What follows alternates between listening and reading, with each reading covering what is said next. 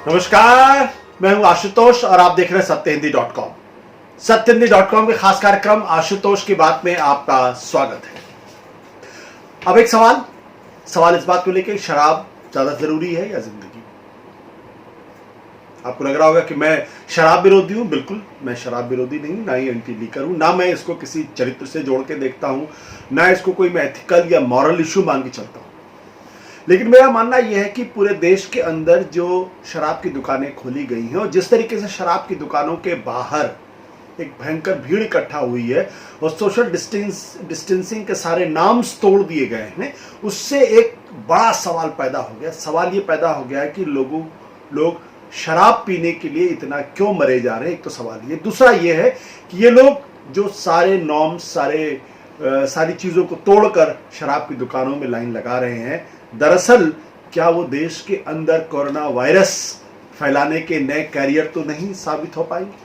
हम लोगों ने पूरे देश ने तबलीग की जमात को जिस तरीके से बदनाम किया, क्या अब इन शराबियों को या शराबखोरों को भी उसी तरीके से बदनाम करने का वक्त नहीं आ गया है?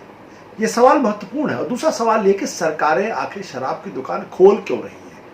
क्या उनके इस तर्क में दम है कि अर्थव्यवस्था को नई जिंदगी देने के लिए या रेवेन्यू अर्न करने के लिए, ताकि लोगों की तनख्वाहें सरकारी नौकरी में जो है उनको दी जा सके, इसलिए शराब की दुकान खोलनी जरूरी हो गई है? क्या इस तर्क में कोई दम भी है, या सरकारों को रेवेन्यू की चिंता है, उन्हें लोगों की जिंदगी की चिंता नहीं है? यह सवाल आज मैं आपके सामने उठाऊंगा। लेकिन उसके पहले एक छोटी सी अपील यह है कि सत्यहिंदी.com को आपका प्यार लगातार मिल रहा है और हमारे मनोबल को आप लगातार बढ़ाते रहे हैं। हमारा आपका रिश्ता और मजबूत हो सकता है।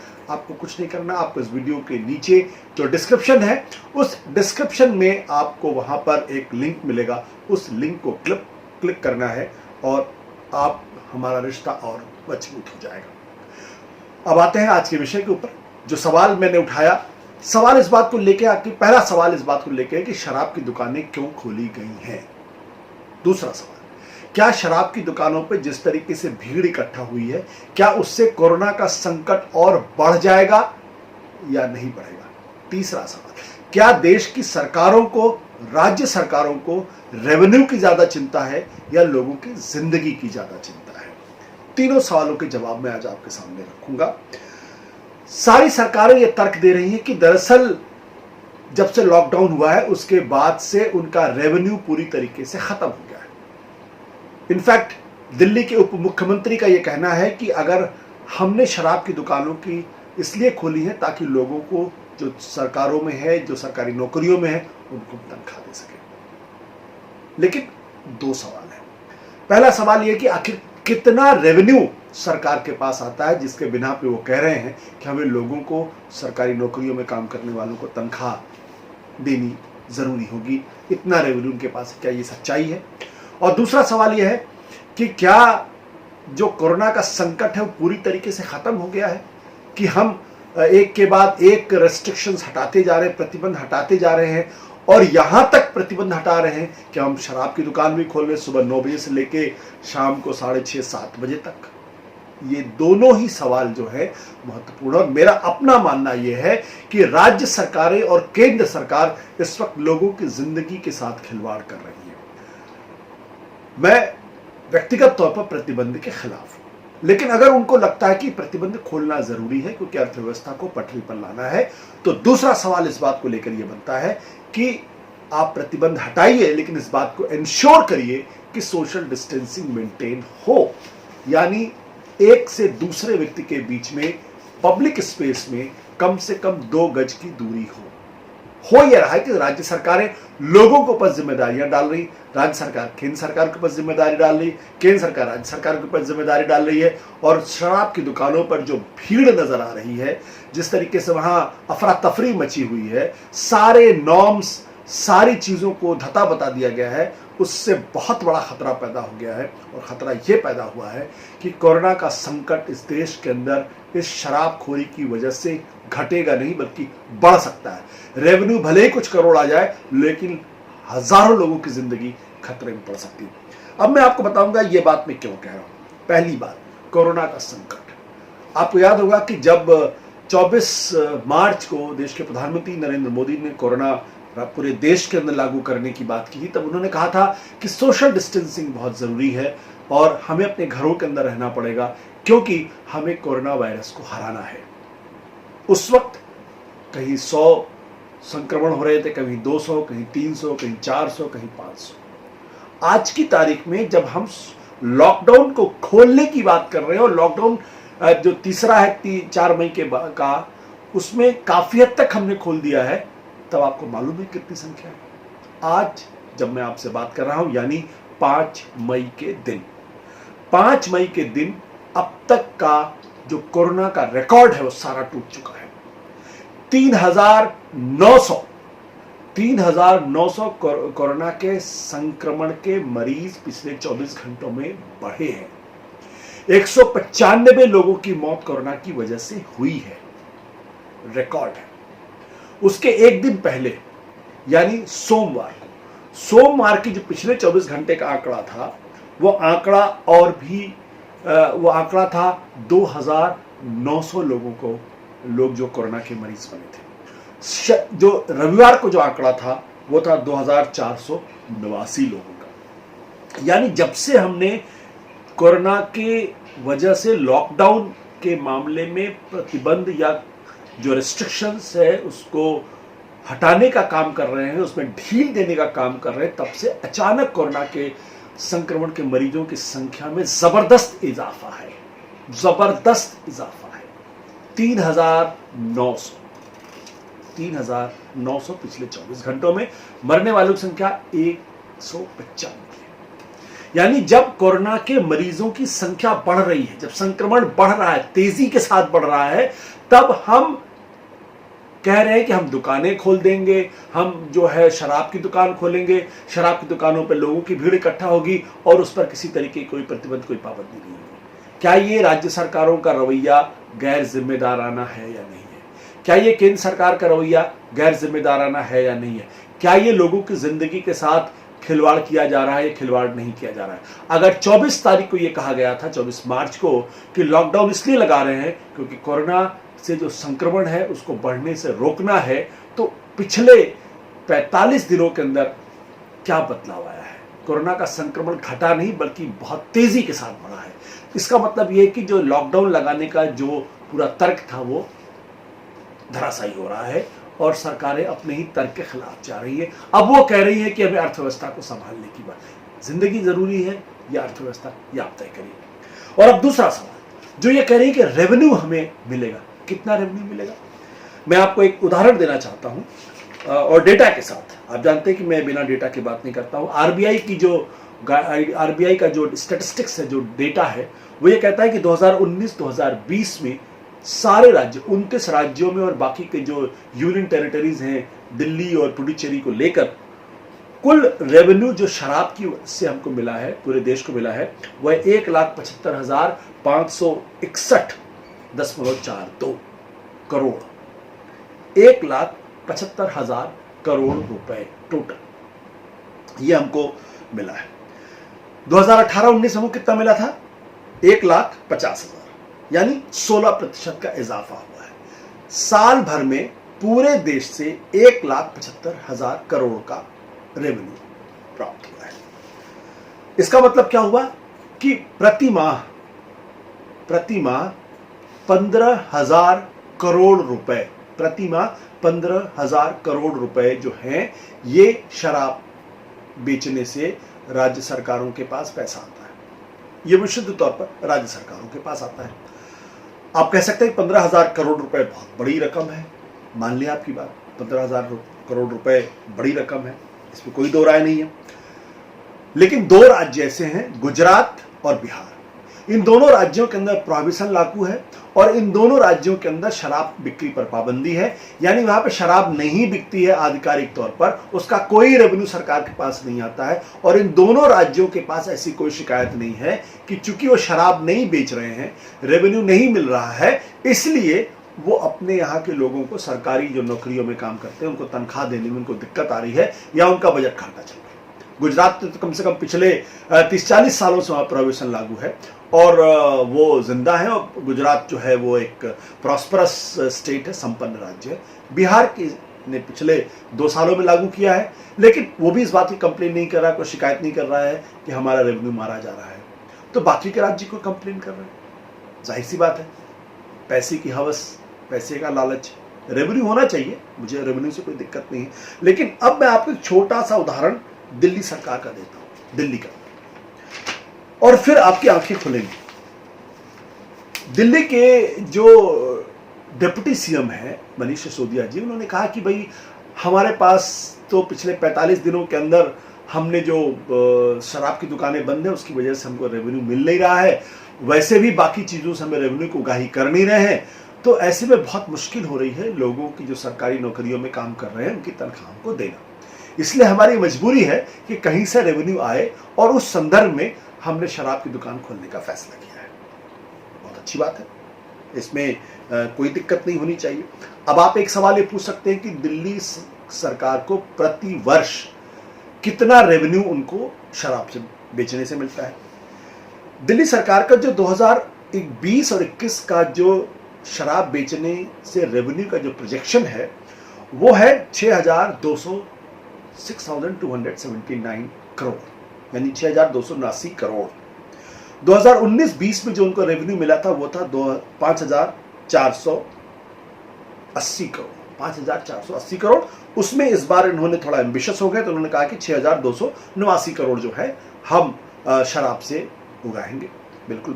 अब आपका सवाल ये हो सकता है कि 6,289 करोड़ एक बड़ी रकम है पूरे साल के अंदर, निश्चित तौर पर बड़ी रकम है, लेकिन आपकी जानकारी के लिए बता दूं कि दिल्ली के अंदर, और मैं सिर्फ दिल्ली का उदाहरण दे रहा हूं ये, और उदाहरण आपको बात को समझाने के लिए, ये चीज उत्तर प्रदेश पर भी लागू हो सकती है, ये मध्य प्रदेश पर भी लागू हो सकती है, राजस्थान पर भी लागू होगी, मध्य प्रदेश सब जगह लागू होगी। दिल्ली के अंदर एक सवाल हो सकता है कितनी जगहों पे शराब बिकती है। 1,758 जगहों पे यानी दुकानों पे या रेस्टोरेंट में शराब बिकती है। इनमें से 864 वो दुकानें हैं जहां पे शराब बाकायदा बिकती है। 884 वो जगह हैं जो बार से रेस्टोरेंट हैं जहां परिवार के साथ जाते हैं, खाना खाते हैं और वहां आपको शराब मिलती है। यानी एक जो सिर्फ शराब बेचते हैं, दूसरा जो बार और रेस्टोरेंट है जहां आप जाते हैं आपको खाना भी मिलता है, दूसरी सुविधाएं भी मिलती है और उसके साथ शराब भी आपको मिलती है। 884 ऐसी जगह। अब जो लॉकडाउन का जो फैसला है, इस लॉकडाउन के फैसले के हिसाब से जहां पे रेड जोन है वहां पे 100% लॉकडाउन है, वहां किसी तरह की कोई छूट नहीं मिली है। इसका मतलब उन इलाकों के अंदर, दिल्ली उन इलाकों में आप शराब की दुकान नहीं खोल सकते हैं।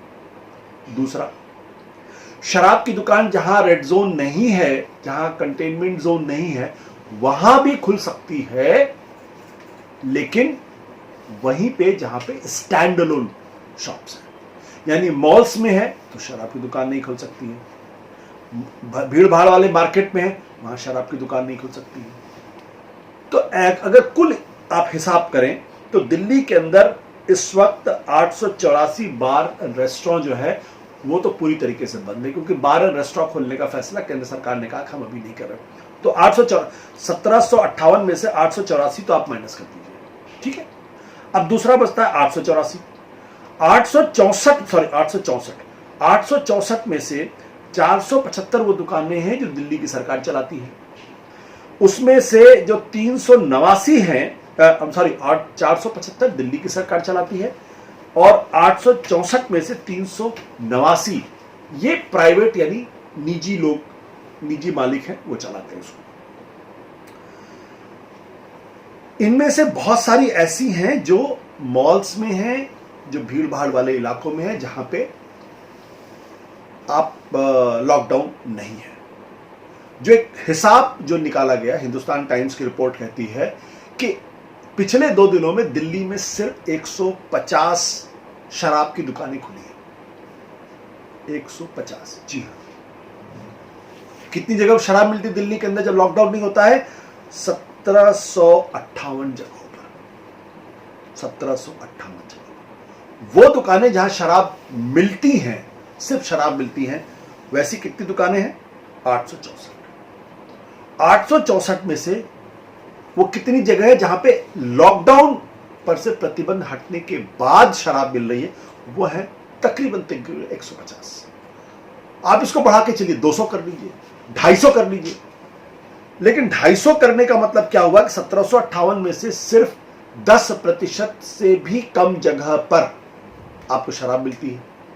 10% से भी कम जगह पे शराब मिल सकती है आज की तारीख पे, जहां पे आपने भीड़ देखी। मनीष सिसोदिया जी और दिल्ली सरकार का क्या कहना है? पिछले 45 दिनों में उनको 645 करोड़ रुपए का नुकसान हुआ है रेवेन्यू शराब की, क्योंकि लॉकडाउन था। अब एक सवाल यह भी हो सकता है कि टोटल दिल्ली की सरकार का जो बजट है उसमें से शराब के का रेवेन्यू कितना है? टोटल दिल्ली सरकार के बजट में से शराब का रेवेन्यू है 14.1%। अगर 45 दिनों में 645 करोड़ का घाटा दिल्ली सरकार को लगा है, तो वो इसलिए लगा है क्योंकि 1758 जगह बंद थी, और 1758 जगहों में जो खुले थे जहां शराब मिल रही थी, उसकी वजह से 645 करोड़ रुपए दिल्ली सरकार को मिल रहे थे, या एक आंकलन लगाया कि उनको घाटा हुआ है। अब अगर 1758 की जगह में अगर सिर्फ 150 जगह पर अगर शराब मिल रही है, तो आप अंदाजा लगा लीजिए कितने का रेवेन्यू का घाटा हो रहा है, कितना रेवेन्यू का फायदा इनको मिल रहा है।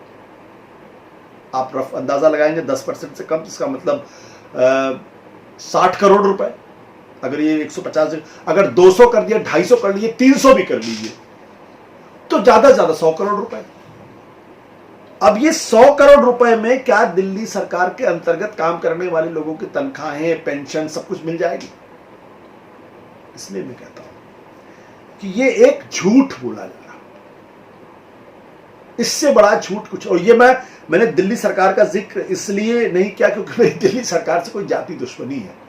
मैं सिर्फ बात को आपको समझाने की कोशिश कर रहा हूं कि ये उत्तर प्रदेश में भी यही है, यही हाल मध्य प्रदेश में, राजस्थान के, तमिलनाडु के अंदर, आंध्र प्रदेश के अंदर, तेलंगाना के अंदर, सब जगह यही हाल है। चूंकि इसके डेटा मेरे पास बहुत कायदे से उपलब्ध है, मैंने रिसर्च किया तो मुझे ये डेटा उपलब्ध हो गया, इसलिए मैं कह रहा हूं। तो एक तरफ स्थिति क्या है कि पिछले 5-7 दिनों के अंदर जो कोरोना के मरीज हैं उनकी संख्या में जबरदस्त तरीके से इजाफा हुआ है। और जब मैं आपसे बात कर रहा हूं 3900 जो अब तक का रिकॉर्ड है, उतने मरीज यानी 4000 मरीज एक दिन के अंदर देश में पैदा हो रहे हैं।